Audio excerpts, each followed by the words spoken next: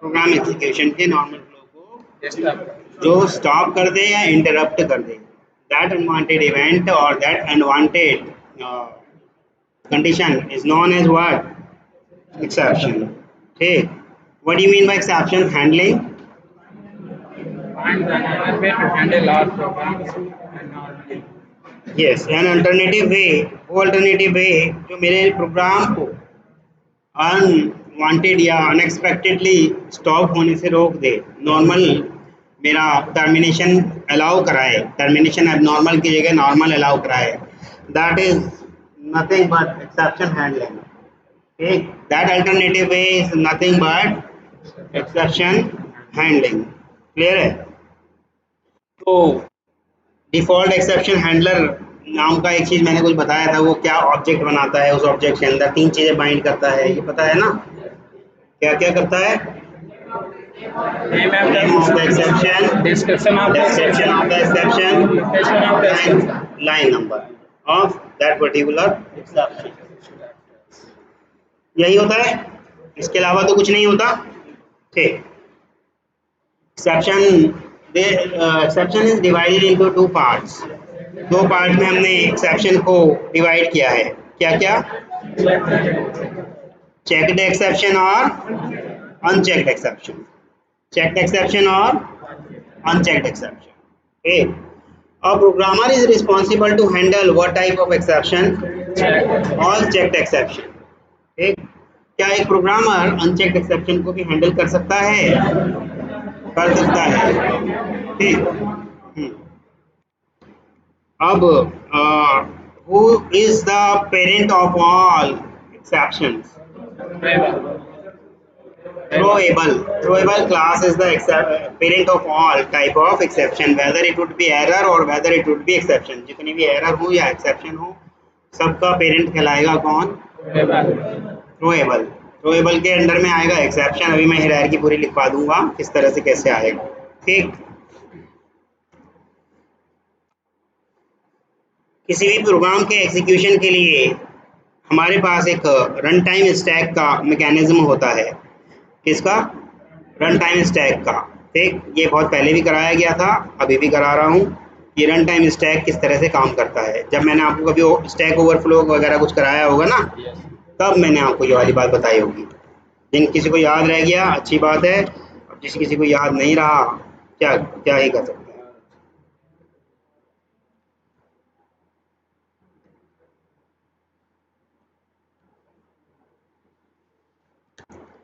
For every thread means chunk of आपके programme का छोटा सा पार्ट, चंक ऑफ प्रोग्राम. ठीक.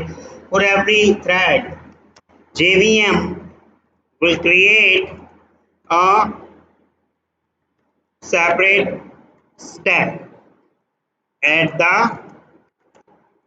time of thread creation. ठीक. थ्रेड क्रिएशन के टाइम पे क्या बनता है आपका? JVM एक सेपरेट स्टैक बनाता है. फॉर एवरी थ्रेड, हर एक थ्रेड के एग्जीक्यूशन के लिए JVM सेपरेट स्टैक बनाता है जब हमारा थ्रेड क्रिएशन होता है. यानी कि थ्रेड क्रिएट होते वक्त ही उसके बिहाफ पे एक क्या बन जाती है? Separate stack. ठीक. अब program, piece of program, very small part of program ये कह सकते हो आप. ठीक है. कंप्लीट प्रोग्राम नहीं, प्रोग्राम भी आपका मालूम है ना, लाइन बाय लाइन में डिवाइड होता है. That piece of. ठीक है. क्लियर है?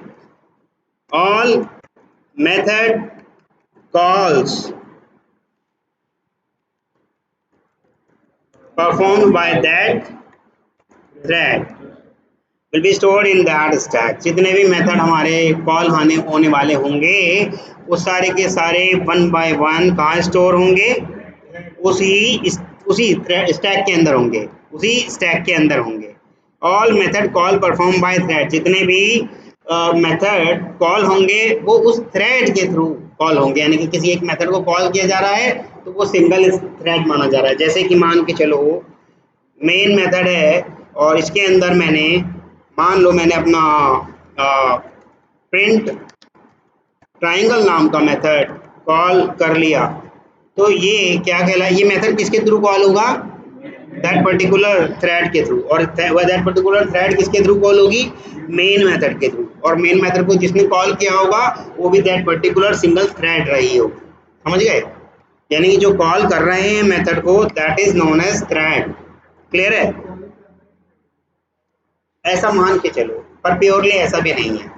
ठीक, ऐसा मान के चलो कि मेरा प्रोग्राम एग्जीक्यूट हो रहा है, जिस जगह कॉल हुआ है वो कॉल होगा उस थ्रेड के मैकेनिज्म, मतलब उस थ्रेड के द्वारा, through of that particular thread. ठीक, हाँ बोला तो मैंने, यहाँ देखो, फॉर एवरी थ्रेड, हर एक थ्रेड के लिए जेवीएम क्रिएट करता है सेपरेट स्टैक। क्लियर है, आगे बढ़ते हैं। ठीक, दैट थ्रेड, ठीक, जो वो थ्रेड है कहाँ स्टोर होगी, will be stored in the stack. कौन सी वाली स्टैक, जो आपकी जेवीएम ने बनाई है, सेपरेट स्टैक जो आपकी जेवीएम ने बनाई है।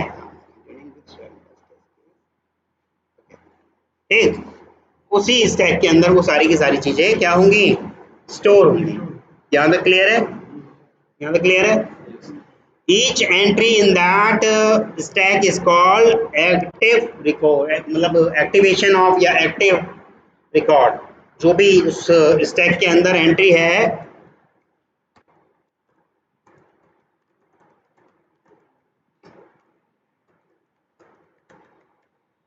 हर एक एंट्री क्या कहलाएगी, एक्टिवेटेड या एक्टिवेशन रिकॉर्ड। ठीक, ये कह सकते हैं, या कह सकते हैं, एक और टेक्निकल टर्म में नाम है उसका स्टैक फ्रेम। ठीक, स्टैक फ्रेम, हाँ, stack frame, not stack, stack frame. Clear है, उसे एक्टिवेशन रिकॉर्ड कह सकते हो या स्टैक फ्रेम कह सकते हो। ठीक, हर एक मेथड के कंप्लीट हो जाने के बाद, ठीक, जेवीएम रिमूव कर देती है उसके कॉरस्पॉन्डिंग एंट्री उस थ्रेड में से। मान लो कोई मेथड एग्जीक्यूट हो गया, एग्जीक्यूट होने के बाद जेवीएम क्या कर देगा, रिमूव कर देगा उस पर्टिकुलर स्टैक के अंदर रिलेटेड थ्रेड से संबंधित चीज़ों को, चाहे भले ही वो मेथड रहा हो, चाहे भले ही वो कोई मेथड के बिहाफ पे वेरिएबल रहा हो। क्लियर है, फिर धीरे धीरे सारे मेथड जब खत्म हो जाएंगे तो जेवीएम डिस्ट्रॉय कर देता है आपकी स्टैक को भी, जेवीएम डिस्ट्रॉय कर देगा आपकी स्टैक को भी। ठीक है, मान लो एक प्रोग्राम है मेरे पास, क्लास टेस्ट, ये इस तरह से मेरे पास एक क्लास टेस्ट है जिसके अंदर मान लो मैंने पब्लिक स्टैटिक वॉइड मेन मैंने मेथड बनाया।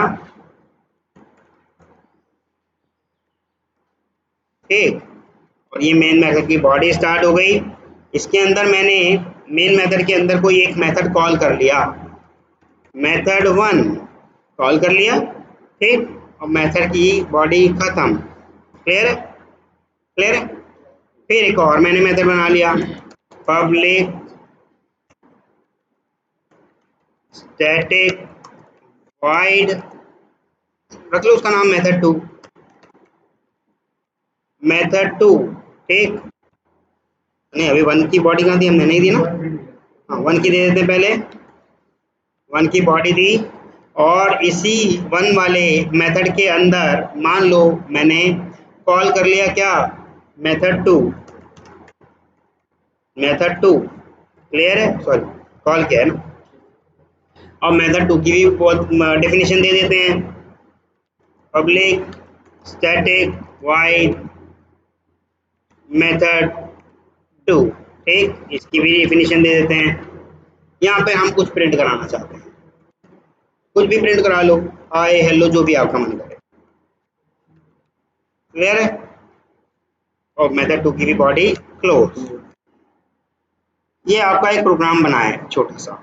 ठीक है, समझ में आ रहा है, क्लास की बॉडी भी बंद कर दे रहे हैं, ये लो क्लास की बॉडी भी बंद हो गई है। तो रन टाइम मैकेनिज्म जो है हमारा स्टैक का, वो किस तरह से काम करेगा वो आपको समझाना चाहता हूँ बस मैं। ठीक, 1 2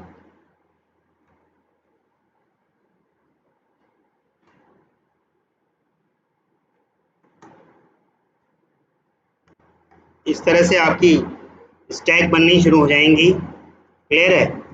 और इस स्टैक का एक सिरा ओपन होता है और एक सिरा क्लोज होता है। ठीक, क्लियर है? यहाँ तक किसी को कोई इशू? यानी कि सबसे पहले बनी होगी क्या? Run time stack. ठीक, उसके बाद उस रन टाइम स्टैक के अंदर क्या हुआ होगा, क्या चीज़ हमारे प्रोग्राम के अंदर सबसे पहले क्या चीज़ कॉल हो रही है? देखिएगा, इस प्रोग्राम के अंदर सबसे पहले मेरा शायद ये कॉल हो रहा है। ठीक है, मैं इसको मार्क कर दे रहा हूँ, शायद मेरा ये कॉल हो रहा है। ठीक, ये कॉल हो रहा है ना, तो यही मेरा सबसे पहले जाएगा उस रन टाइम स्टैक के अंदर जो बनाई है मेरी JVM ने। ये सेकंड स्टेज है, 6 नहीं बनी है अलग अलग, उसके रूप बता रहा हूँ। पहले स्टैक बनी होगी, फिर उसमें क्या हुआ होगा, फिर अगले स्टेप पे क्या हुआ होगा, ये बता रहा हूँ। ठीक है, तो सबसे पहले क्या आ गया होगा? मेन मेथड इसके अंदर कॉल करने के लिए आ गया होगा। ठीक, क्योंकि हम इसको कॉल कर रहे हैं, तो स्टैक में सबसे पहले मेन आया होगा। और स्टैक किस मैकेनिज्म पे काम करती है? किस मैकेनिज्म पे काम करती है? फर्स्ट इन लास्ट आउट या last in first out stack. आप कभी शादियों में देखते होंगे, कभी प्लेट की स्टैक लगी होती है, प्लेट्स की, है ना। जब कभी सजाने वाले ने, उन प्लेट्स को सजाने वाले ने सबसे पहली प्लेट रखी थी, तो क्या वो सबसे पहले इस्तेमाल होने वाली है? वो सबसे लास्ट में इस्तेमाल होगी। और सजाने वाले ने जो सबसे लास्ट में, यानी सबसे ऊपर जो प्लेट रखी होगी, वो सबसे पहले इस्तेमाल होगी। वही मैकेनिज्म इसका है। क्लियर है? ठीक, बात करते हैं भाई नेक्स्ट स्टेज की। इसकी नेक्स्ट स्टेज क्या रही होगी? मेन वन तो रहा ही, मेन तो रहा ही होगा। ठीक, मेन तो रहा ही होगा, परंतु मेन के अंदर जाकर के देखा उसने क्या कॉल हुआ होगा? मेथड 1। ठीक, मेथड 1 ये हुआ होगा। क्लियर है? ये वाला कॉल हुआ होगा, इसको भी रख देते हैं, ये लो। ठीक, फिर उसके बाद क्या हुआ होगा? ये दोनों को कॉपी कर लेते हैं। उसके बाद जब वो मेथड 1 में गया होगा, तो देखा उसने यहाँ मेथड 2 कॉल हो रहा है। मैंने बताया जैसे ही कॉल होगा तो उसे दिख जाएगा एक और थ्रेड है मेरे पास। तो क्या हुआ होगा? अब उसके पास आ गया होगा मेथड 2, ये आया होगा, और बाकी वो सब चल ही रहे होंगे जैसे चल रहे थे। ठीक, क्लियर है? इस तरह से उसका मैकेनिज्म बन रहा होगा। क्लियर है? अब जैसे ही मेथड 2 के पास गया होगा तो कुछ आया होगा। जैसे ही मेथड 2 के पास गया होगा तो कुछ आया होगा। वैसे तो आया होगा सच में प्रिंट नाम का मेथड, और इतना इंटरनल जाएंगे तो अभी और बहुत सारी चीजें बन जाएंगी। अभी हम अपने बनाए मेथड की ही स्टैक पे देखते हैं क्या हुआ होगा। ठीक, तो सबसे पहले देखो ये स्टेजेस बनी थी इसकी। सबसे पहली स्टेज मेरी ये थी, इसके बाद ये स्टेज आई, फिर इसके बाद मेरी ये वाली स्टेज आई। ठीक, फिर इसके बाद मेरी ये स्टेज आई। क्लियर है? फिर इसके बाद मेरी अब जो स्टेज आने वाली है वो आएगी। तो अब कुछ है नहीं, यानी कि मेरा मेथड नंबर 2 क्या होने वाला है? मेरा मेथड नंबर 2 ये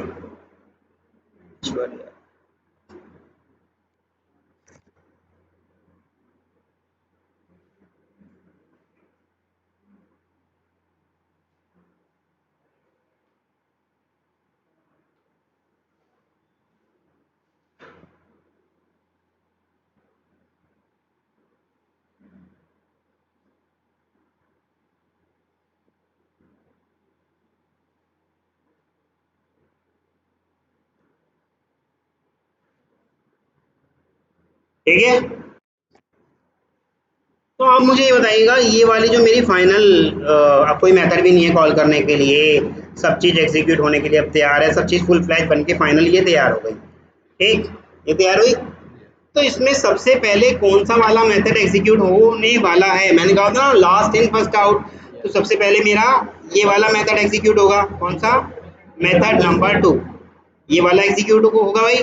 ठीक है, जबकि देखा जाए आपके अनुसार सबसे पहले मेन मेथड एग्जीक्यूट होना चाहिए, लेकिन उसने थ्रेड में ले जाके फिट कर दिया, और स्टैक में ले जाके थ्रेड बना के फिट कर दिया कि आपका नंबर आएगा।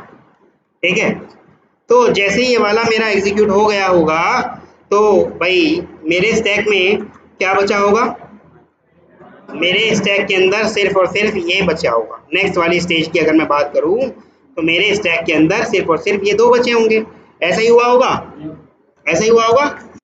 मैं अगर बात करूं भाई वो मेरा एग्जीक्यूट हो चुका है और हेलो प्रिंट कर चुका है, तो स्टैक में से भी जो मेथड मेरा एग्जीक्यूट हो चुका होता है वो थ्रेड हमेशा नहीं पड़ी रहती, उसे डिस्ट्रॉय कर दिया जाता है। यानी कि यहाँ से उसने किसको डिस्ट्रॉय कर दिया, अगर देखा जाए तो उसने इस तरह से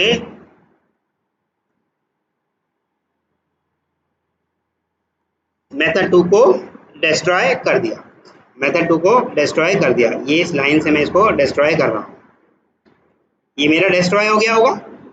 क्लियर है, मेरा डिस्ट्रॉय हुआ होगा।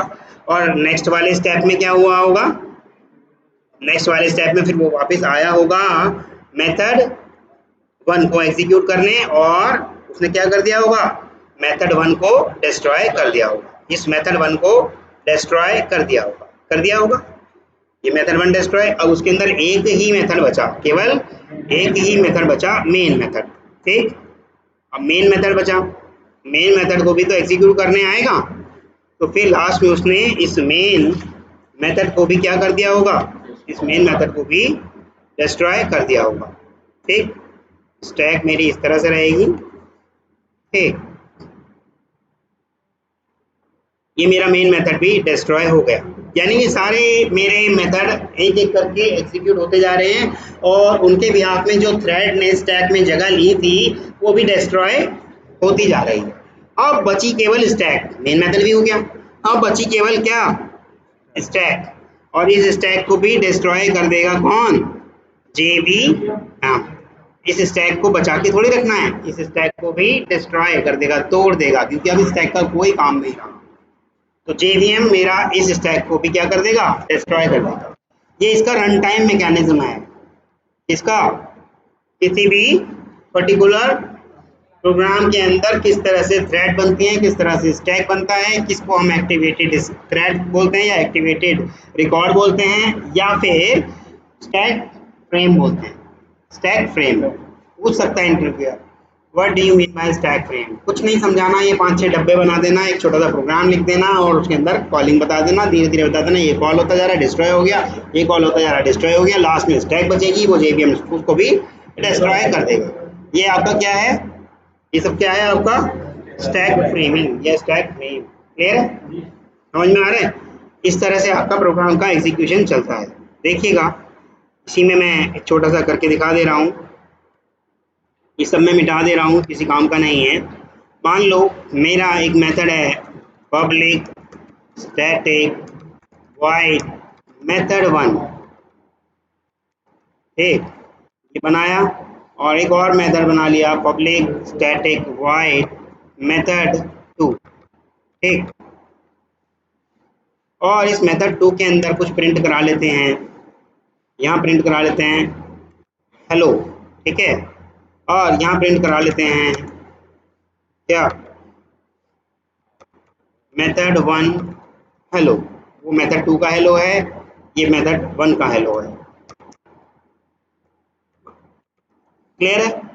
लेकिन मेथड 1 में मैंने मेथड 2 को कॉल कर लिया, मेथड 1 में मैंने मेथड 2 को कॉल कर लिया, और मेन मेथड में भी मैं लिखवा दे रहा हूँ क्या, मेन मेथड।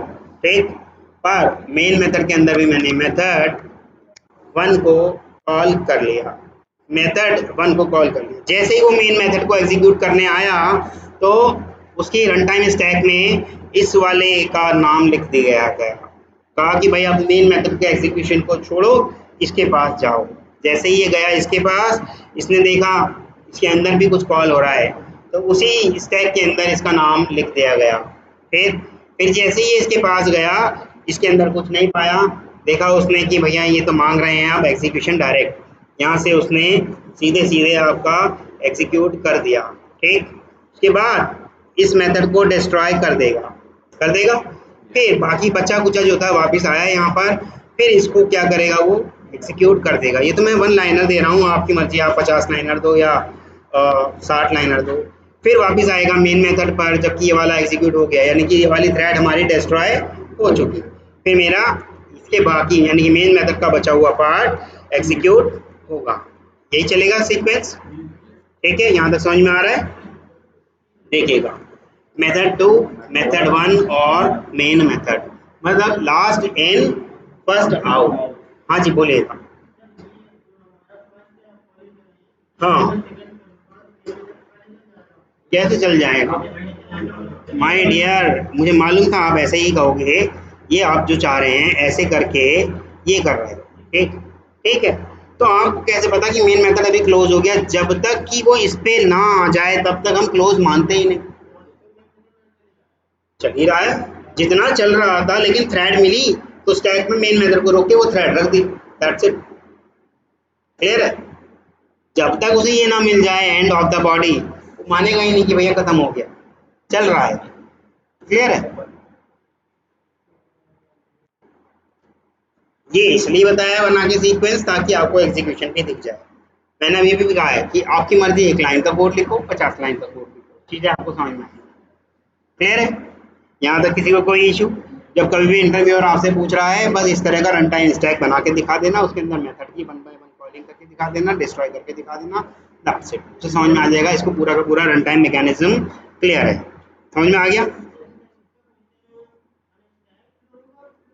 वो पूछेगा what do you mean by stack frame, what do you mean by activated record, what do you mean by run time stack mechanism. ऐसे 3-4 तरीके से पूछ सकता है।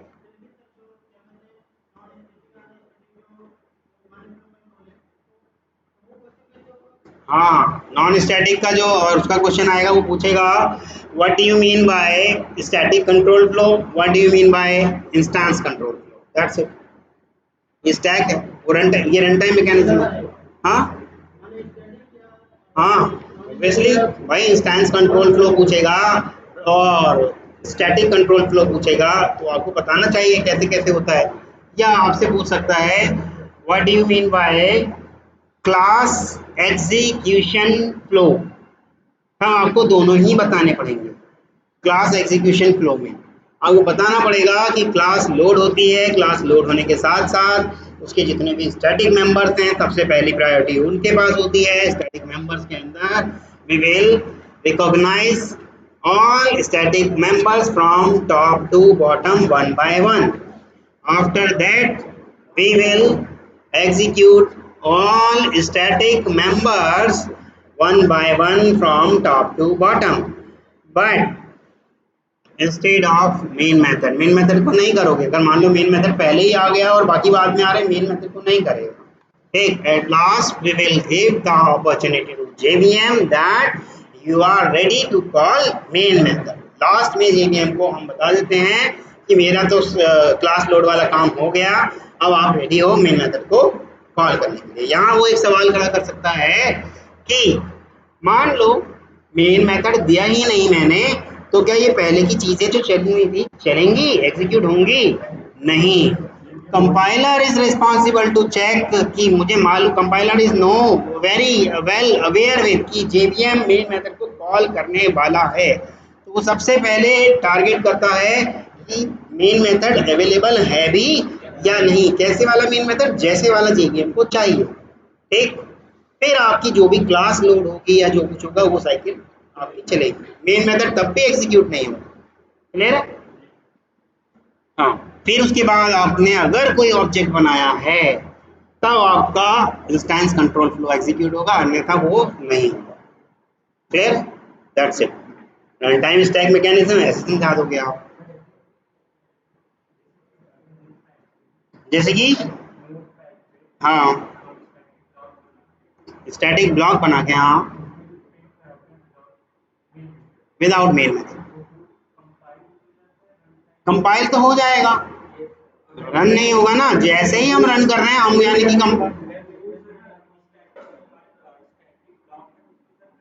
नहीं करेगा। जावा 1.7 वर्जन से पहले का करोगे तो उसे कर देगा, परंतु लेटेस्ट वाले में भी कर रहा है। जावा 9 में ऐसा नहीं करना चाहिए, क्योंकि उसके बाद तो रूल ही चेंज हो गया था। वही तो मैं कह रहा हूँ, नहीं होना चाहिए। मेन लोअर वर्जन में तो हो जाएगा, वहां तक फैसिलिटी थी कि हम क्या मेन मेथड के एग्जीक्यूट होने से पहले, यही तो क्वेश्चन है इंटरव्यूअर का, और क्या है कि मेन मेथड के एग्जीक्यूट करने से पहले क्या हम कंसोल पे कुछ प्रिंट करा सकते हैं, तो होगा वो लोअर वर्जन में, लेटेस्ट वर्जन में नहीं होगा। मैंने ये सैंपल नाम का ये बना दिया है, ठीक। इसमें एक नोटपैड खोला, क्लास ABC बना दिया है, और आप कह रहे हैं स्टैटिक ब्लॉक बना दिया, system dot out dot print कर दिया, ठीक। स्टैटिक ब्लॉक खत्म कर दिया, सेव किया, ABC डॉट जावा के नाम से, कहाँ सैंपल में ही सेव कर दे रहे हैं, ये सेव हो गया, ठीक। यहाँ से गए कमांड प्रॉम्प्ट पे, तो जावा सी ABC डॉट जावा किया, ये कंपाइल हो गया, ठीक। जावा ABC, तो ये देखो आ गया। ऐसे कैसे हो सकता है? अच्छा, अब आपने सारा का सारा जिम्मा इनके कंधों पे डाल दिया, मैं नहीं हूँ जी, शायद इनका पुराना होगा। अब इधर आप आगे थे कि सर मैं हूँ। वर्जन क्या है जावा का? मेरी बात पूरी सुनिए आप, मेरी बात पूरी सुनिए आप। सर उन्होंने इंपोर्ट कर लिया होगा एप्लीकेशन का एक जो है उसके अंदर जो है केवीएम क्या कर लिया हुआ? नहीं इंपोर्ट कर लिए होंगे ना, कि मतलब जैसे एप्लीकेशन के अंदर शायद मेन है तो शायद इंपोर्ट से आ गया। भाई लोअर वर्जन रहा होगा आपका जावा का, मे बी, ठीक है। क्वेश्चन बनता है कि मतलब बिना मेन और अगर हाँ ऐसा, हाँ बिना मेन मेथड के आप एग्जीक्यूशन नहीं होगा, क्वेश्चन यही है।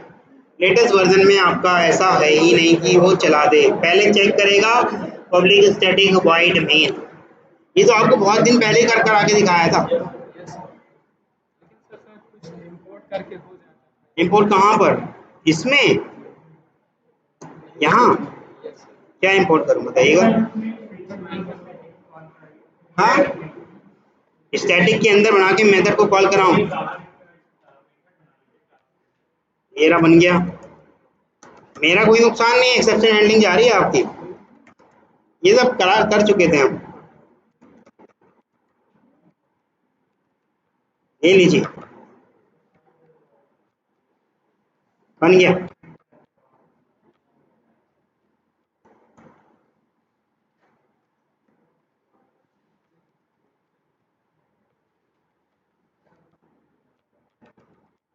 हाँ जी, अब आप कह रहे हैं यहाँ पर इसको कॉल कर लिया जाए, ये लो हो गया कॉल। अब क्या करूँ जी?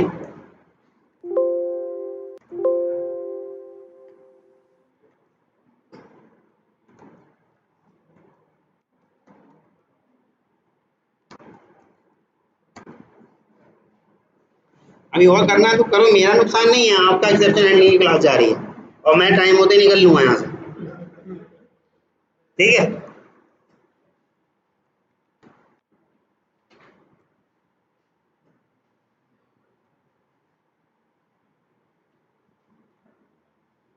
अब आती है बात डिफॉल्ट एक्सेप्शन हैंडलर की।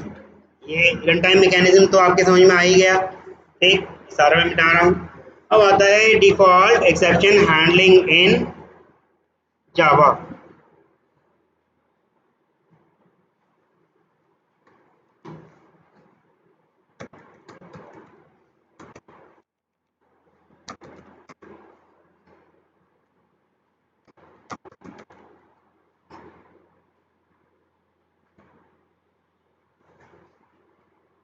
क्या है भाई?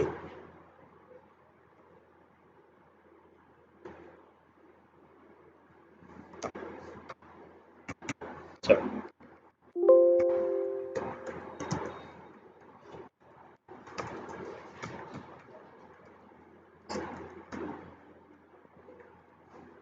डिफॉल्ट एक्सेप्शन हैंडलिंग इन जावा। जावा में डिफॉल्ट एक्सेप्शन हैंडलिंग कैसे होती है, ठीक। अगर कोई एक्सेप्शन है किसी भी मेथड के अंदर, तो वो मेथड रिस्पॉन्सिबल है क्या क्रिएट करने के लिए, क्या चीज़, एक्सेप्शन का ऑब्जेक्ट। मान लो ये मैंने उस दिन भी बताया आपको, अभी भी बता दे रहा हूँ, if there is any exception inside any method, ठीक, then that method is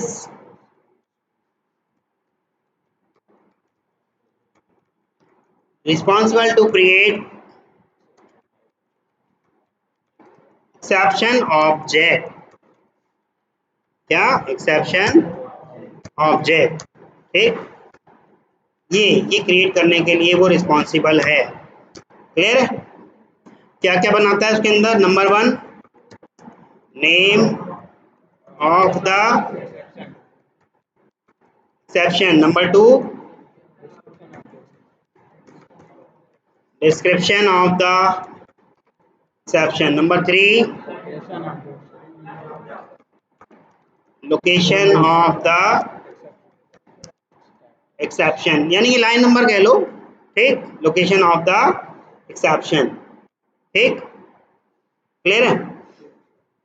अब वो एक्सेप्शन क्रिएट करने के बाद मेथड जो क्या करता है, इस एक्सेप्शन वाले ऑब्जेक्ट को, इसने बना लिया ये ऑब्जेक्ट, अब इस ऑब्जेक्ट को क्या करता है वो, ठीक,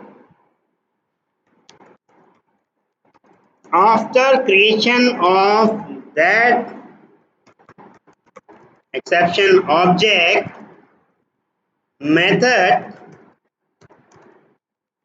ऑर्डर कर देते हैं, मेथड क्या करता है, हैंड ओवर कर देता है, हैंड ओवर्स दैट ऑब्जेक्ट, क्या है वो ऑब्जेक्ट, इसमें ब्रैकेट में डाल देते हैं, ये ऑब्जेक्ट इसको किसे दे देता है, टू जेवीएम, उसे दे देगा JVM.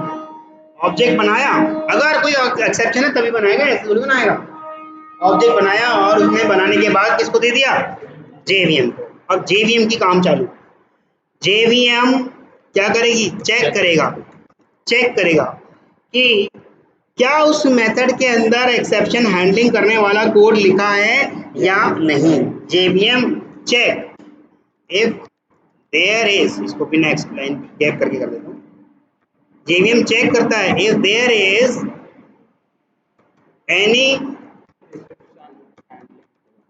Handling code related to that particular exception object, अगर है तो कोई दिक्कत नहीं है, चेक करता है कि उसमें है भी या नहीं, अगर है तो कोई दिक्कत नहीं है, प्रोग्रामर के ऊपर छोड़ देगा, अगर लेकिन नहीं है तो जेवीएम क्या करेगा, टर्मिनेट कर देगा हमारे प्रोग्राम को एबनॉर्मली, ठीक, जेवीएम इफ नॉट, अगर है तो कोई बात नहीं, प्रोग्रामर ने हैंडल कर रखा है, अगर नहीं है तो जेवीएम हमारे उस प्रोग्राम को कैसे टर्मिनेट करेगा, एबनॉर्मली। और जब कभी भी मेरा प्रोग्राम, कहाँ गया वो रन टाइम स्टैक वगैरह जो बनाया था, मिटा दिया, हाँ, तो ऐसे मान लो, अभी मैं थॉरली बता दे रहा हूँ, मान लो उसने रन टाइम स्टैक बनाया, उसके अंदर मेथड भी डिजाइन करके लगा दिए, तो जेवीएम पूरे के पूरे रन टाइम स्टैक को ही डिस्ट्रॉय कर देगा, प्रोग्राम खत्म, कुछ भी एग्जीक्यूशन होने से जो थ्रेड बच गई उसे कोई परवाह नहीं, कैसे बढ़ जाएगा, वहीं खत्म कर दिया, हाँ, अच्छा नहीं कह रहे हो आप, नहीं बढ़ेगा, सही बात है, मैंने नहीं सुना ही, ठीक है, तो जेवीएम उसको सारे को वो कर देगा, और जितनी भी एंट्री थी, जितने भी स्टैक वगैरह बनाए थे उसने कोरस्पॉन्डिंग चीज़ों से रिलेटेड उन सबको डिस्ट्रॉय कर देगा, बिना किसी के एग्जीक्यूशन के उसे डिस्ट्रॉय कर देगा, ठीक है, जितना भी उसने सजाया था एग्जीक्यूट करने के लिए वो सारा का सारा डिस्ट्रॉय कर देगा, ठीक, क्लियर है? This process will be continue until main method, and if main method also does not contain any exception handling code, तो वो भी destroy हो जाएगा। मान लो मेरा destroy होते होते धीरे धीरे दिख रहा है कि भाई मेरा एक मेथड के अंदर एक्सेप्शन है, वही वाले से ऐसा हुआ, या वो वाला एग्जीक्यूशन में नहीं हो रहा, उससे कॉल होके अंदर गए, तो वहां मान लो एक्सेप्शन वाला कोड मिल गया, तो उसकी उसी की वजह से पूरा का पूरा डिस्ट्रॉय हो जाएगा, यानी कि जहां तक एग्जीक्यूट होना था वो तो हो ही जाएगा, पर इनर में अगर आ गई एक्सेप्शन तो वहां से डिस्ट्रॉय कर देगा, या फिर इनर वाले में भी कोई एक्सेप्शन नहीं है, मेन मेथड में ही आ जाए एक्सेप्शन तो वहां से डिस्ट्रॉय कर देगा। ठीक है, क्लियर है यहाँ तक, किसी को कोई इशू? ठीक, जेवीएम की क्या है रिस्पॉन्सिबिलिटी है? अब JVM hand over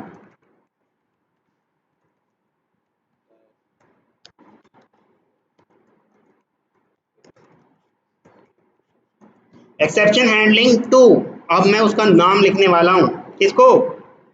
default exception handler to default exception handler, इसको दे देता है अपनी हिस्से की रिस्पॉन्सिबिलिटी, इसको दे देता है।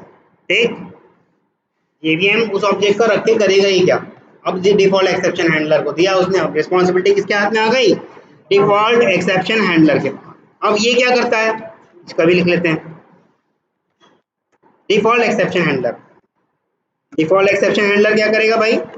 वो करेगा प्रिंट कर देगा सारी जितना भी उस ऑब्जेक्ट से रिलेटेड चीजें हैं वो सारी की सारी कंसोल पे प्रिंट कर देगा। Default exception handler will print the things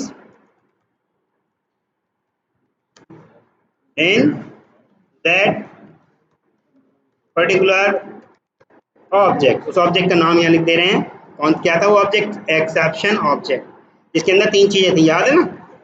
ये लो, इसके अंदर मैं लिख देता हूँ, वो सारी की सारी चीजें जाके उसको प्रिंट कर देगा। ठीक, क्लियर है?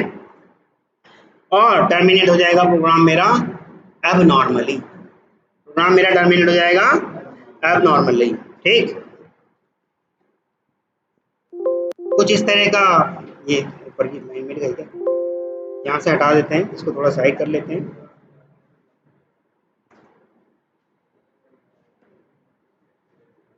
कुछ इस तरह का मैसेज आ जाएगा, एक्सेप्शन इन कौन सी वाली थ्रेड के अंदर? Exception in thread main, main वाली थ्रेड के अंदर वही सारी बातें। नंबर 1 पे वो जो भी आएगा उसका नाम, नंबर 2 पे उसका डिस्क्रिप्शन, नंबर 3 पे उसका लोकेशन, वो तीनों चीजें बता दे। ऐसे नंबर 1 2 3 करके नहीं बताएगा, पहले वो फिर वो ऐसे नंबर 1 2 3 नहीं लिखेगा वो। हाँ हाँ हाँ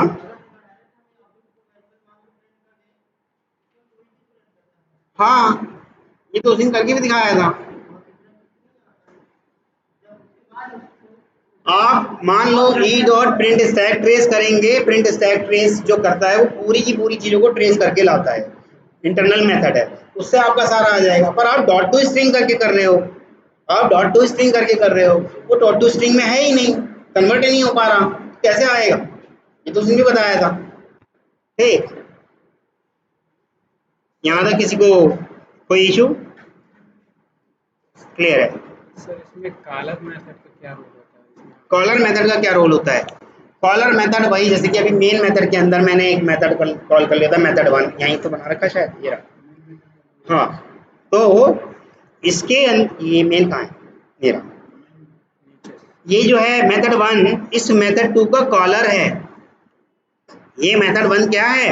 इस मेथड 2 का कॉलर मेथड है, और इस मेथड 1 का कॉलर कौन है? Main method. कॉलर वो जो कॉल कर रहा है, कॉलर वो जो कॉल कर रहा है। फिर किसी को कोई इशू हो तो बताइएगा भाई। ठीक, आगे आ जाते हैं।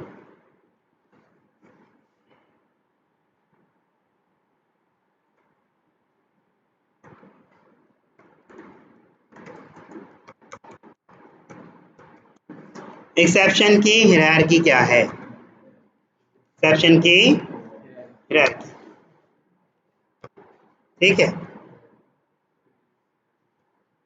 मान लेते हैं, लेकिन वो हमारा एक्सेप्शन का पार्ट होता नहीं है, लेकिन रख देते हैं यहाँ पर हम, क्योंकि सभी क्लास का पेरेंट कौन है? ऑब्जेक्ट। ऑब्जेक्ट क्लास से नीचे हमारा क्या आएगा?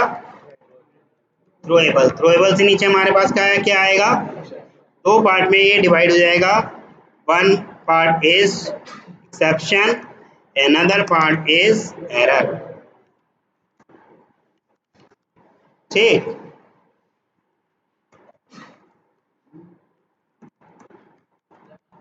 ठीक है। one part is exception, another part is error. object का child आपका throwable, throwable से आ गए आपके दो child, exception और error। क्लियर है? ठीक है। exception, most of the cases exceptions are caused by our program and these are recoverable। हमारे प्रोग्राम की वजह से ही ज़्यादातर एक्सेप्शन आती हैं और ज़्यादातर केसेस में इन्हें रिकवर किया जा सकता है। जैसे कि भाई वही फाइल रीड करने वाला बताया था मैंने, फाइल नॉट फाउंड, जब तक फाइल नहीं मिल रही कुछ और फाइल रीड करा लो, रिकवर किया जा रहा है ना। या फिर अरिथमेटिक एक्सेप्शन आ गई, रिकवर किया जा सकता है ना, किया जा रहा है। ठीक, और एरर का हमें पता नहीं। Most of the cases error are not caused by our program. हमारे प्रोग्राम की वजह से एरर्स नहीं आती, हमारे प्रोग्राम की वजह से एरर्स नहीं आती, ये आती हैं सिस्टम के रिसोर्सेज की वजह से। मान लो कभी सिस्टम के अंदर नेटवर्क की स्पीड आ गई थोड़ी स्लो, मान लो कभी सिस्टम ही स्लो आ गया है, मान लो कभी सिस्टम की कैशे फुल हो गई, या सिस्टम का कभी जो आपकी कैशे भी दो पार्ट में डिवाइड होती है, L1 और L2, जैसे रैम है, रैम के बाद फिर मदरबोर्ड पे L1 L2 कैशे लगी है, वही फुल हो गई या एक खराब हो गई, ये आती है सिस्टम के एनवायरनमेंट की वजह से, हमारे प्रोग्राम की वजह से नहीं आती। और इनको हम क्या नहीं कर सकते, इनको हम रिकवर नहीं कर सकते। क्लियर है? यहाँ तक किसी को समझ में आ रहा है? भाई आउट ऑफ मेमोरी टाइप की कोई अगर एरर आ गई तो मैं अपने प्रोग्राम के थ्रू थोड़ी कर सकता हूँ उसको, आउट ऑफ मेमोरी वाली चीज को। ठीक, किसी को कोई इशू? ठीक, अब एक्सेप्शन दो तरीके की होती है, one is checked exception, another one is unchecked exception. Checked exception, another one is unchecked exception. The exception which are checked by compiler whether programmer handling or not, that type of exception are known as checked exception. ठीक, for smooth execution of the program at runtime are called checked exception. जैसे कि भाई आपकी वही अभी लिखवाऊंगा, बहुत सारी हैं बहुत सारी, चेक में भी बहुत सारी। ठीक, अनचेक्ड एक्सेप्शन जो कि हमारी कंपाइलर के द्वारा चेक नहीं की जा सकती, कंपाइलर ने देखा कि अरिथमेटिक चीजें हो रही हैं, डिवाइड बाय जीरो से भी हो रहा है तो हमें क्या लेने देना। ठीक, वो सब क्या है आपकी अनचेक्ड एक्सेप्शन।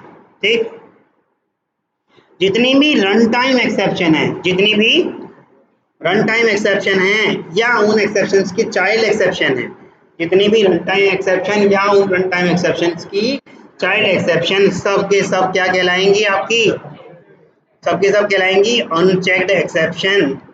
ठीक, या जितनी भी एरर हैं वो सब आपकी क्या कहलाई जाएंगी, अनचेक्ड एक्सेप्शन, वो सारी की सारी आपकी कहलाएंगी अनचेक्ड एक्सेप्शन। ठीक, तो जैसे प्रोग्रामिंग करते वक्त जो भी एरर आ जाता है तो उसे करते वक्त कंपाइल टाइम पे हो गई ना, चेक हो गई, तो उसे एरर नहीं बोलते। एरर अलग चीज आ गई, रन टाइम कंपाइल टाइम पे कोई एरर नहीं आ, सब एक्सेप्शन है। सर वहाँ पे क्या बोलते हैं एक्सेप्शन, एक्सेप्शन? सर जैसे एक्सेप्शन तो हमेशा रन टाइम पे आती है। हाँ नहीं, ये कहने का जरूरी थोड़ी है, अभी तो बताया जितनी भी रन टाइम एक्सेप्शन या एरर, रन टाइम एक्सेप्शन के चाइल्ड या एरर के चाइल्ड सब क्या कहलाएंगे, अनचेक। दोनों हो गए ना इस कैटेगरी में, भाई दोनों ही गिनवाए हैं मैंने तो। क्लियर है? ठीक, अब आती है एक्सेप्शन फुली चेक्ड या पार्शियली चेक्ड, फुली चेक्ड या पार्शियली चेक्ड। ठीक, जैसे कि अगर मैं किसी फैमिली की बात करूं कि ये फैमिली पढ़ी लिखी फैमिली है, ऐसा हम कहें वेल एजुकेटेड फैमिली है, अगर मैं ऐसे कहूँ फैमिली में सिर्फ क्या है, मम्मी पापा और उनका एक बालक, ठीक, या उनके ग्रैंड पेरेंट्स। ठीक, अगर मैं वेल पढ़ी हुई फैमिली कहूँ तो उसके ग्रैंड पेरेंट्स को भी पढ़ा लिखा होना चाहिए, उसके मदर फादर को भी पढ़ा लिखा होना चाहिए और चाइल्ड को भी पढ़ा लिखा होना चाहिए। मान लो ग्रैंड पेरेंट्स पढ़े लिखे हैं, मदर फादर भी पढ़े लिखे हैं, पर चाइल्ड ने तो ठान ही ली हमने तो अंगूठा ही लगाना है। तो क्या उस फैमिली को वेल एजुकेटेड फैमिली कहेंगे? नहीं कहेंगे। ठीक ऐसे ही यहाँ पर आ जाएगा। जितने भी एक्सेप्शन आपकी चेक्ड हैं और उनकी चाइल्ड भी चेक्ड हैं, जितनी भी एक्सेप्शन खुद तो चेक्ड एक्सेप्शन है ही हैं, उनकी चाइल्ड एक्सेप्शन भी क्या हैं? चेक्ड हैं। तो उन्हें हम कहेंगे फुल्ली चेक्ड एक्सेप्शन। क्या कहेंगे? Fully checked exception. लेकिन उनमें से कुछ एक्सेप्शन, जैसे मान लो पेरेंट एक्सेप्शन तो चेक्ड है पर चाइल्ड एक्सेप्शन चेक्ड नहीं है, यानी कुछ पार्ट तो चेक्ड है और कुछ पार्ट चेक्ड नहीं है, तो क्या कहलाएगा वो? Partially checked exception. यानी कि आपकी चेक्ड एक्सेप्शन भी फर्दर दो पार्ट में डिवाइड हो गई। क्या क्या? फुली चेक्ड एक्सेप्शन और partially checked exception। ठीक, a checked exception is said to be fully checked if and only if its all exception and its child exception are also checked। अगर वो खुद स्वयं में चेक्ड है और उसके जितने भी चाइल्ड एक्सेप्शन है वो सारी की सारी चेक्ड हैं, तो हम उसे उसी कंडीशन में क्या कहेंगे? fully checked exception। otherwise that is not known as fully checked exception, that is known as partially checked exception। ठीक, सर ये चेक एक्सेप्शन आती कब है? मतलब चेक एक्सेप्शन आती कब है? आती कब है? कंपाइल टाइम पे। अभी तो शुरू शुरू में बताया चेक्ड जितनी भी हैं।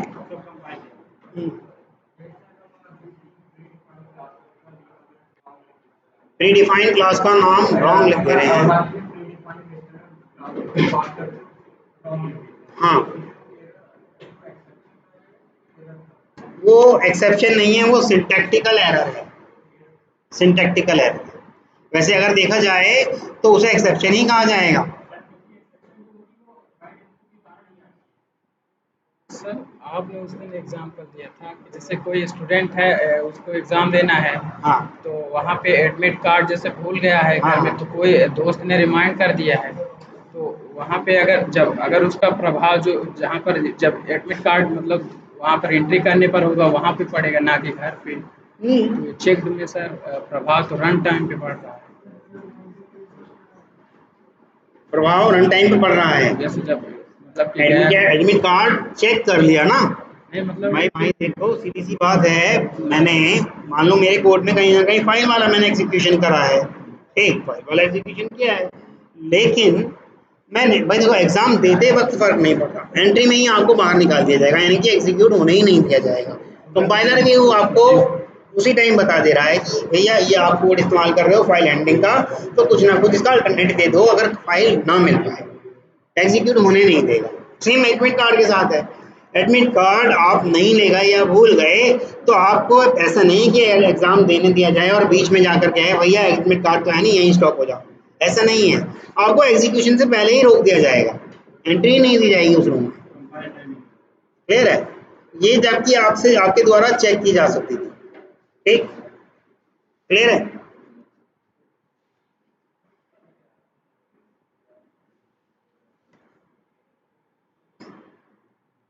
देखिएगा मैं कुछ एक्सेप्शंस के नाम लिख रहा हूँ, ठीक है, मैं कुछ एक्सेप्शन के नाम लिख रहा हूँ। इनपुट आउटपुट एक्सेप्शन या interrupted exception. A checked exception is said to be partial checked exception if and only if some of the child classes are unchecked. Unchecked समझ में आ रहा है ना, वो रन टाइम वाली। ठीक, एग्जाम्पल में दिया है आई ओ एक्सेप्शन। मैं अगर इनपुट आउटपुट एक्सेप्शन की बात करता हूँ तो ये हमारी क्या है? Partially checked. ठीक, इंटरप्टेड की बात करता हूँ तो ये क्या है हमारा एग्जाम्पल? सॉरी नहीं, ये तो हमारी चेक्ड है, आईओ के अंदर फाइल वाली भी आ जाएगी ना, वो चेक्ड आ जाएगी। ठीक, अगर मैं बात करता हूँ अनचेक्ड की एक्सेप्शन की अगर कोई बात करूँ तो मेन एक्सेप्शन को ही ले लो, ये लो, ये क्या फुली चेक्ड एक्सेप्शन है? इसके तो चाइल्ड ऐसे वाले भी हैं जो चेक्ड ही नहीं है और कुछ चेक्ड वाले भी हैं, तो ये फुली चेक्ड एक्सेप्शन नहीं है, ये क्या है? Partially checked exception. क्लियर है? चलिए और कुछ एक्सेप्शंस के नाम लिख रहे हैं। रन टाइम एक्सेप्शन, ये हमारी क्या कहलाएगी भाई? रन टाइम पे हो रही है तो क्या कहलाएगी? अनचेक्ड। एरर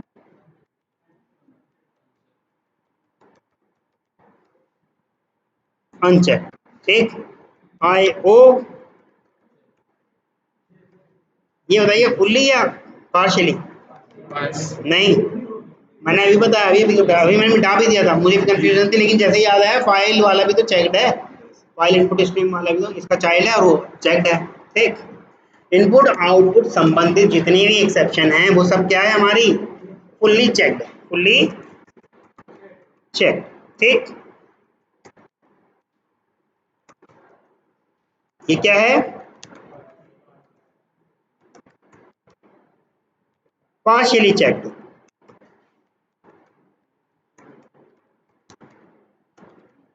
ये क्या है? जितनी भी इंटरप्टेड फाइल हैं वही जब मैं क्या कहते हैं कोई कोड रीड कर रहा हूँ तो रीडिंग में कोई इंटरप्शन आ गया तो कंपाइलर को पहले ही पता है कि अगर वो इंटरप्टेड आने वाली जितनी भी एरर हैं मैं अपने प्रोग्रामर को पहले ही बता दूँ, अगर आप रीड करने का या लोड करने का कुछ प्रोग्राम कर रहे हो तो भैया इसका हैंडलिंग का कोड नहीं करो। तो ये सारी हाँ इनपुट आउटपुट एक्सेप्शन जब कभी हम कोई फाइल रीड कर रहे हैं या कभी कोई फाइल राइट कर रहे हैं, अभी बताया 3-4 बार, सुन नहीं रहे हो? नहीं बताया भाई, ठीक। इंटरप्टेड एक्सेप्शन क्या हो गई आपकी फुल्ली चेक्ड।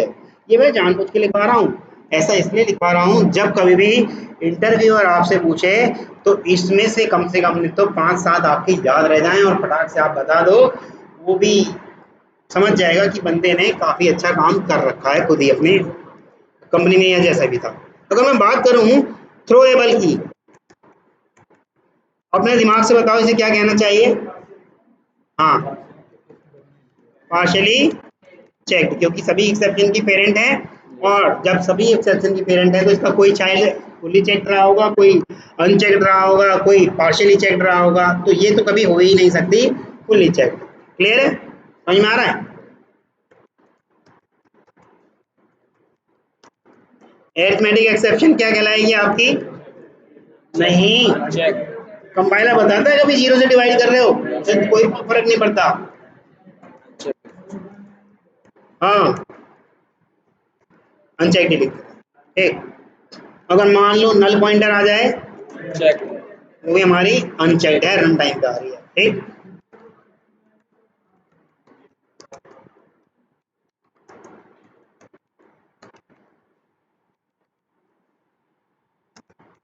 ठीक है, मान लो file not found exception fully checked,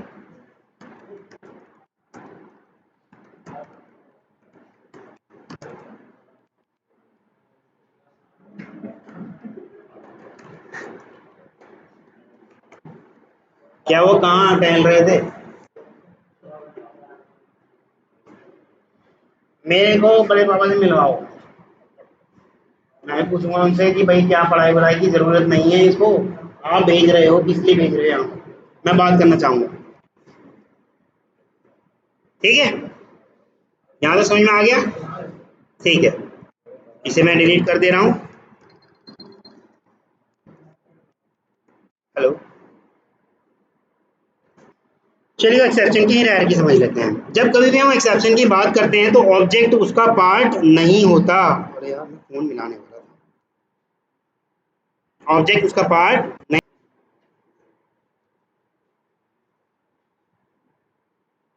देखिएगा जितनी भी एक्सेप्शंस हैं और एक्सेप्शंस के जितने भी चाइल्ड हैं, ये आ गए आपके रन टाइम एक्सेप्शन, या रन टाइम एक्सेप्शन के अंदर आ गया अरिथमेटिक एक्सेप्शन,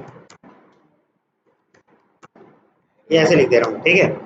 अरिथमेटिक एक्सेप्शन या नल पॉइंटर एक्सेप्शन, या बहुत सारी हैं, index out of bound exception, stack array out of array index out of bound, ऐसे करके बहुत सारी हैं,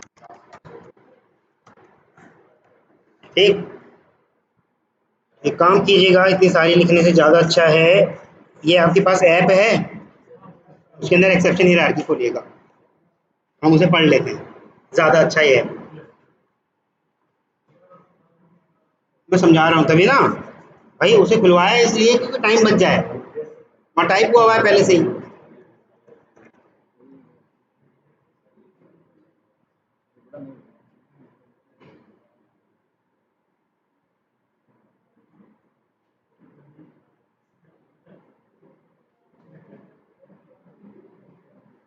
ये बॉम्ब ब्लास्ट के चक्कर में मत पड़ो,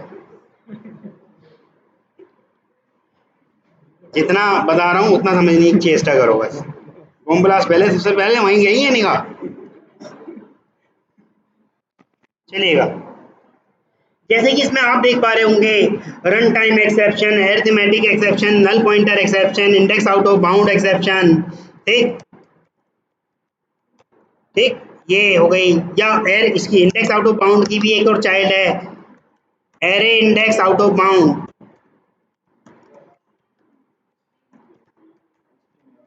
एक्सेप्शन, या string index out of bound exception. String के अंदर भी तो मान लो हेलो है, HELLO, पर मैं कैरेट 6 ढूंढने की कोशिश कर रहा हूँ, तो क्या आ जाएगा? String index out of bound आ जाएगा ना। ये है किसकी child class? Index out of bound exception की, string index out of bound exception. ठीक, और हमारी इलीगल आर्ग्यूमेंट एक्सेप्शन, कभी कभी हम आर्ग्यूमेंट गलत डाल देते हैं, पैरामीटर जो दिया है वो है अलग और आर्ग्यूमेंट डाल दिया अलग, तो क्या आ जाएगी? Illegal argument.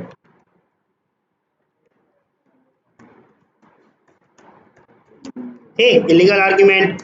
और इलीगल आर्ग्यूमेंट में हमारे पास नंबर फॉर्मेट एक्सेप्शन। मान लो मैंने एक मेथड बना रखा है कि मैं किसी भी नंबर को, सॉरी किसी भी स्ट्रिंग वाले नंबर को इंटीजर में कन्वर्ट कर लूं, परंतु उसके अंदर मैंने डाल दिया क्या? हेलो। तो स्ट्रिंग होने की वजह से बेचारा एक्सेप्ट कर लेगा, परंतु अंदर आके जब उनसे पार्स वगैरह कर रहे हैं तब क्या हो जाएगा? नंबर फॉर्मेट एक्सेप्शन आ जाएगी। वो सब क्या है? हमारी ये सारी रन टाइम वाली एक्सेप्शन है। नंबर फॉर्मेट एक्सेप्शन या क्लास कास्ट एक्सेप्शन आप जो करते हो, या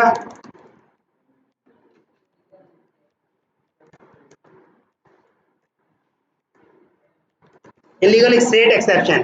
भाई करना था उस कोड को कहाँ और हम रख कहाँ दिया, वहां तक वो पहुंचने वाला नहीं, तो वो आ जाएगा इलीगल स्टेट। ठीक, एक्सेप्शन। ठीक, ये सारी आ गई किसकी? एक्सेप्शन वाली बात। इसके अंदर मैं इसको अगर इससे लिंक कर दे रहा हूँ, हाँ हाँ, ये सारे के सारे थ्रोएबल के अंडर में एक्सेप्शन, और सारे के सारे एक्सेप्शन के चाइल्ड हो गए, सारे एक्सेप्शन के चाइल्ड हो गए, सारे चाइल्ड हो गए एक्सेप्शन के।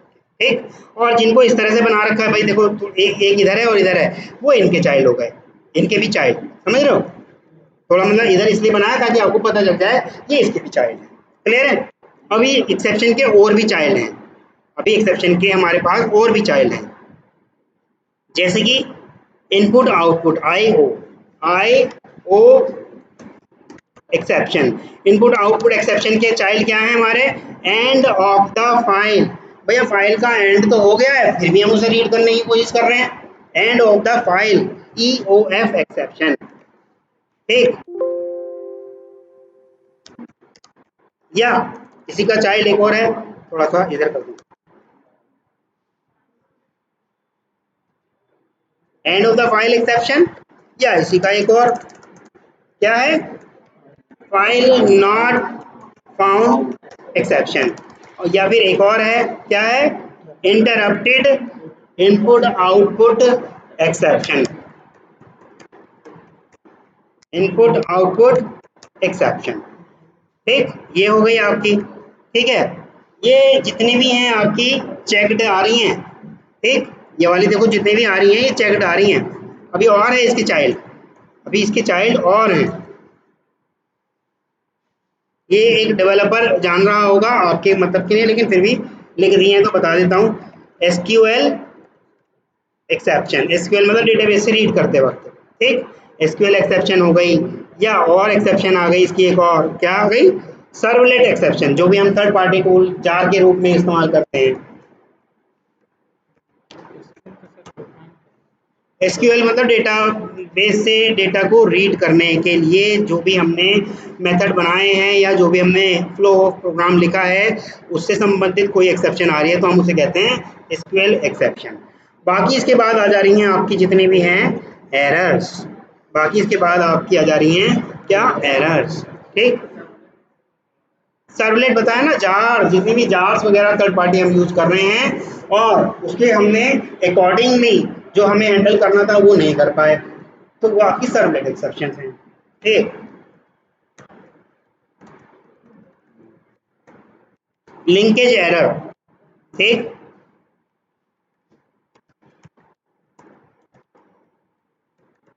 वर्चुअल मशीन एरर, भाई वर्चुअल मशीन ही करप्ट हो जाए, कोई जार ब्रेक हो जाए। ठीक, या आउट ऑफ मेमोरी एरर, या स्टैक ओवरफ्लो।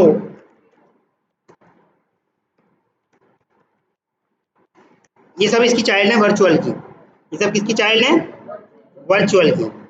ये मैं इससे सिग्नल कर दे रहा हूँ, इसकी ही चाइल्ड हैं।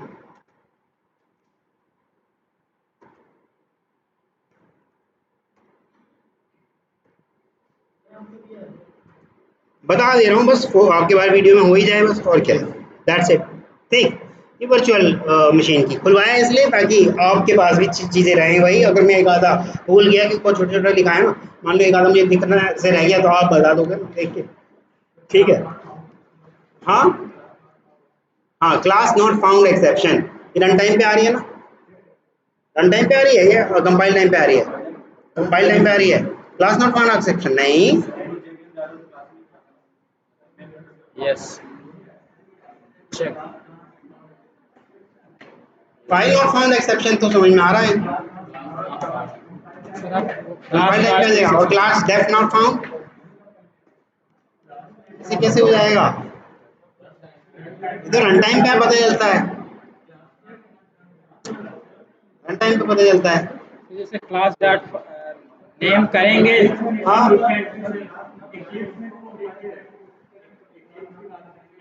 देखिएगा ना, ये रहा भाई, देखो ये रहा, ये है ना क्लास मेरी कौन सी है एबीसी, देखिएगा क्लास मेरी क्या है एबीसी, और सीएमडी कमांड, सीएमडी करा जावा सी ए बी सी डॉट जावा कर दिया। ठीक, अब मैं कर रहा हूँ जावा एक्स वाई जेड, कौन सी आई है जी, class not found, run time पे तो आई है ये कंपाइल टाइम पे कहाँ आई, मैंने कहा बनाई एक्स वाई जेड, बनाई मैंने एक्स वाई जेड।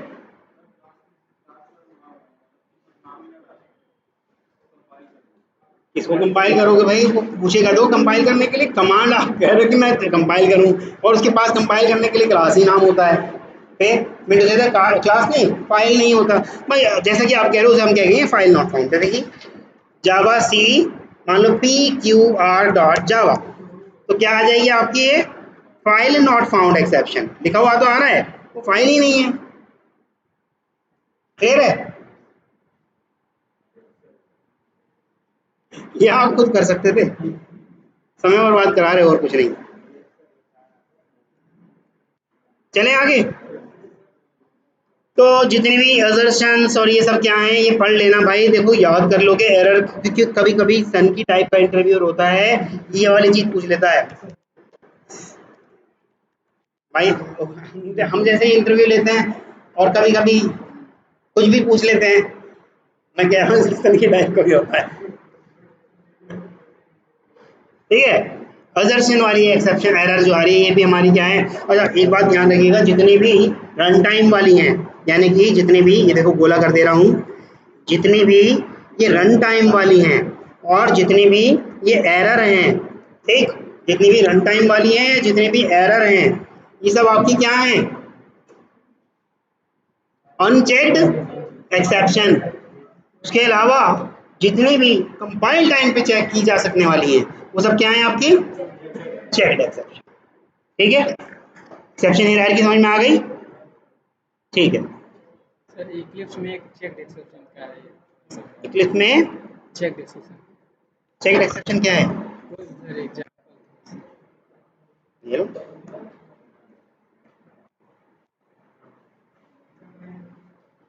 ये मैंने यहीं पे ही मेन मेथड करा और हाँ जी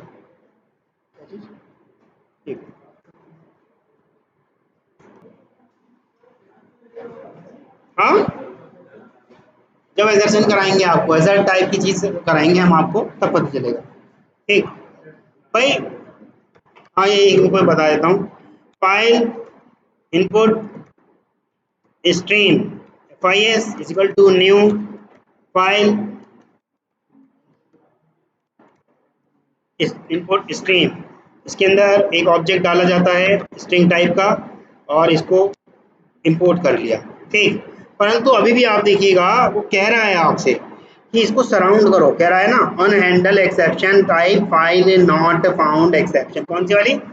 फाइल नॉट फाउंड एक्सेप्शन, ये आपकी चेक्ड एक्सेप्शन में है। ठीक, अब आपको देखना है इस फाइल नॉट फाउंड एक्सेप्शन के पास जितने भी इसके चाइल्ड रहे होंगे। देखो जैसे मैंने इसके अंदर ये कर दिया ऐड थ्रो डिक्लेरेशन, ये कर दिया इसने फाइल नॉट फाउंड, इसके पास गए file not found.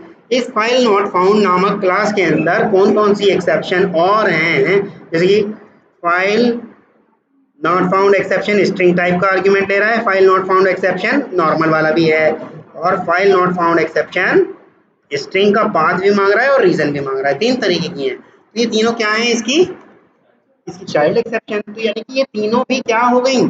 Checked exception. Clear है?